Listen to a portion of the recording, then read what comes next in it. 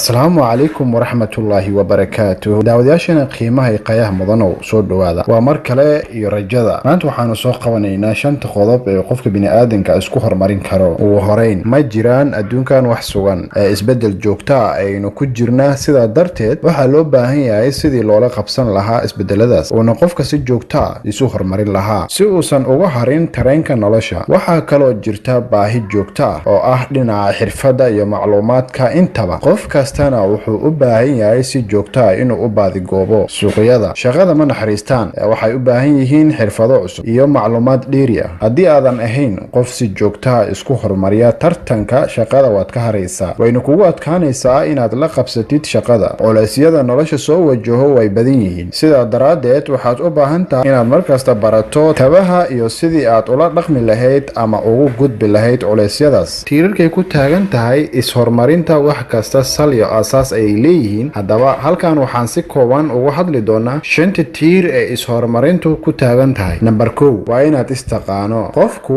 waa inuu isweydiiyaa kuma tahay maxayse tahay awooddaada iyo xirfadda aad leedahay haddii uusan qofku su-aashaas jawaab rasmi ah u helin waxaa ku adkaan doonta inuu is-hormariyo waa inay kuu caddahay waxa aad ka damacsan tahay noloshaada waxaa loola jeedaa qof waa inuu leeyahay qoraal cad oo caddaynaya qofka uu leeyahay kuwa dhow iyo kuwa fogba hadafyada fogi waa kuwa lagu xigsado gaaritaankooda muddo ka badan sanad sida inuu qaato digrii jaamacadeed iyo wixii la mid ah hadafyada dhow waa kuwa lagu higsado gaaritaankooda muddo sanad ama ka yar waxaynu adeegaan sidii lagu gaari lahaa hadafyada fog sida barasho luuqadeed iyo wixii la mid ah taasi micnaheedu waa inuu qofku leeyahay meel uu ka duulayo og yahayna meesha uu u socdo laakiin haddii uusan ogeyn meesha uu u socdo iyo meesha uu hadda joogo waxaa cad inuu ku fashilmaayo is-horumarintiisa namber 3 waa inaad taqaanid sida aad ula dhaqmi lahayd naftaada iyo dadka kaleba aadna ka dhaadhicin kartid waxa aad damacsan tahay weydiin kartidna waxaadan fahmin adigoo adeegsanaya qaabka iyo sida ugu wacan ee lagula xiriiro dadka kale haddaba waa lama huraan inaad horumarisid xirfadaha kaa kaalmaynaya xiriirka iyo bulshanimada islamarkaana aad ogaatid in ay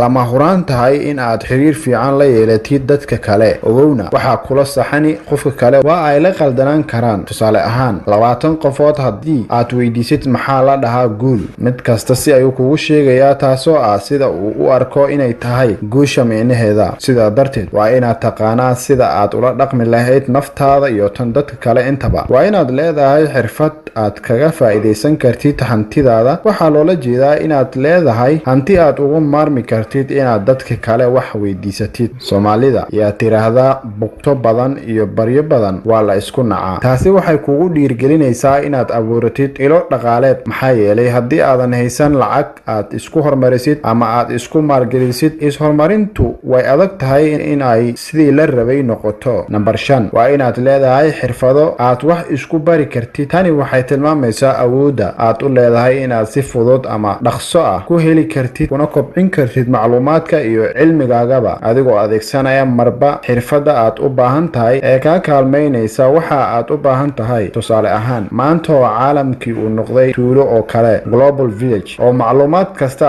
aad ku heli kartid muddo kooban bal ka waran haddii aadan aqoonin sida loo adeegsado internetka sidaa daraaddeed waa inaad abuurtaa amaba kordhisaa xirfadaha kugu saacidaya kororsiga cilmiga shantan tiir ee aan soo sheegnay ayaa u ah jiridka ay ku taagan tahay is-horumarinta la-aantoodna ay adag tahay inuu qofka is-horumariyo adaad jeceshahay guul iyo hadaf horumar leh waa kan 5 qodob oo qofka bini'aadanka isku horumar. If you like my video,